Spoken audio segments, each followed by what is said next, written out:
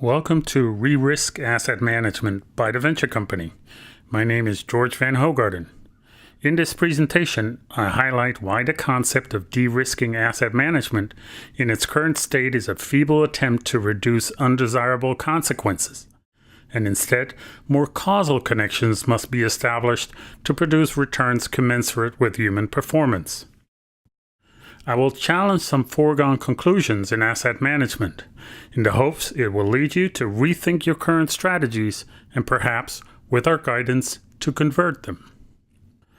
The highest order issue facing asset management is, in the words of Albert Einstein, related to the thesis determines what can be discovered. At first glance, this seems like a rather simplistic statement, that in actuality carries a perennial lesson for humanity. First, it establishes the hierarchy of cause and consequence. The thesis as the cause, leading to the discovery as its consequence. The importance of this simple relationship was preceded in the 1800s by Friedrich Nietzsche, who noticed how the depravity of reason is the outcome of a confounding of consequence and cause. A lesson most of us learned in high school, as the stern warning that correlation does not yield causation, meaning the mere existence of consequence does not signal identifiable cause. Only from cause can one determine consequence, not the other way around. And yet, our belief in the study of economics, for example, relies on the very confounding of cause and consequence. Let's take GDP as an example.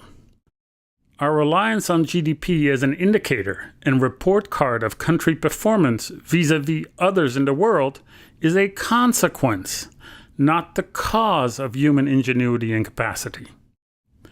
Our faith in and dependence on GDP, therefore exactly the depravity of reason Nietzsche referred to.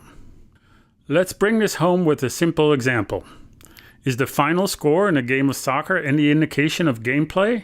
Of course not. Was another game ending in the same score derived from the same gameplay? Of course not.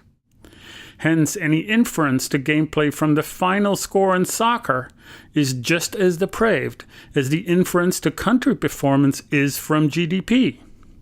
Both are no indication of actual gameplay.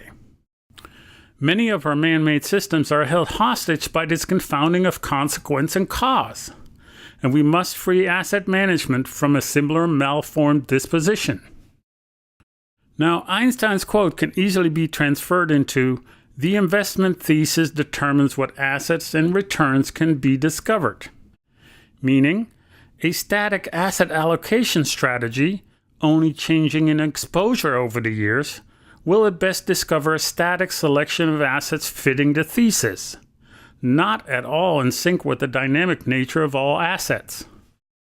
After a short period of bloom, thus leading to a subprime standard deviation of merit, with the commoditization of uniformity producing diminishing asset class returns, and an inevitable departure from the asset class altogether. All while the actual propensity for asset class returns may not have diminished at all. It may merely have changed beyond the boundary of the thesis. This musical chair game of asset class escapism is the result of the absolutism of the investment thesis simply being incompatible with the dynamic relativity of the underlying asset. Indeed, asset management too is confounding Nietzsche's consequence and cause, and thus yields much depravity of reason. And the plot of asset management thickens.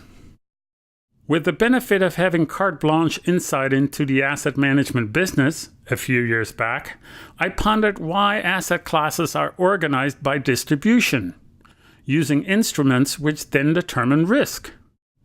For an asset class using, say, private equity, refers to the distribution of funds and the type of liquidity events, and does not at all correlate to the risk innate to the investable asset. The risk profiles of instruments within the distribution of private equity could not be more diametrically opposite. To wit, An expert in buyouts with post-chasm risk protecting downside will not be an expert in venture, geared to change upside from unprecedented foresight.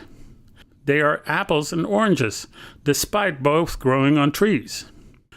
The exposure should first and foremost be tailored toward the appetite for risk, and then, if even relevant, be subdivided in distribution.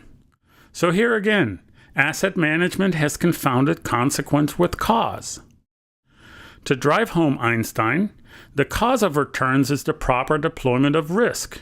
The consequence is its distribution, not the other way around. Following the money trail in asset management discovers another looming problem. Let's take venture as the most recent sector, for example. Before a single dollar is invested, the critical path from money in to money out follows a trail of no fewer than 10 steps, 5 down and 5 up, each with built-in risk diversification, performance dilution, management fees, and places to hide.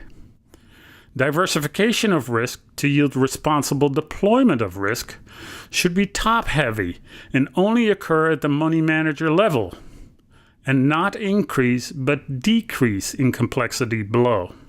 Returns will not come easy from the embedded risk induced by this construct. What comes out is the result of what you put in, goes the saying, and that applies to asset management as well. Not only in venture, but applicable to any asset that breaks the norm, is curtailed by a thesis of asset management with 10 levels of embedded risk. What makes a money manager, as the supposed expert of risk, believe 10 levels of bottom-heavy diversification will ever pinpoint consistent returns in any asset class, is the question I posit. The thesis that determines what can be discovered is extremely fragmented, endlessly diversified, and frantically colluded upon. A thesis that can only yield returns of similar character. As an institutional money manager, you are entrusted with public money in trust. A trust that you will not only provide ways to improve the value of public reserves, but to do so in a manner that does not make that same public lose its shirt in the process. 1. You invest public money. 2. In innovation that is supposed to strengthen the public. 3. Pleading the public to believe in and purchase such innovation. 4. Upon which the public then expects to see value and liquidity. We must ensure the allocation strategies we deploy are not robbing the bank of human trust or destroying the evolutionary strengthening of humanity. Not just the tobacco industry is a culprit in kicking the can of long-term consequences down the road. Many other proclaimed innovations are equally harmful in destroying the long-term renewal, ingenuity, and capacity of constituents. And thus, many of your allocations may indeed be harmful to the base you aim to serve. As money managers, we must do better than that, to ensure the renewal of returns is commensurate with the continuously expanding fractal of human renewal. Your allocations must support a 360-degree impact statement you make transparent to your base. As money managers, we have an awesome responsibility to direct funds in places and in ways so humanity can maximize its ingenuity to outlive a common fly. No small feat. In the face of our objectives as the most intelligent species on Earth, we can no longer be satisfied with merely generating returns of short that jeopardize the quality of our evolutionary long. We must set new evolutionary goalposts. So how do you decide what provides the consistency of returns from 360-degree impact? You have come to the right place. The venture company provides unique and proprietary advisory services at the congruence of policy, capital, and innovation to fundamentally improve the asset management thesis that determines what can be discovered.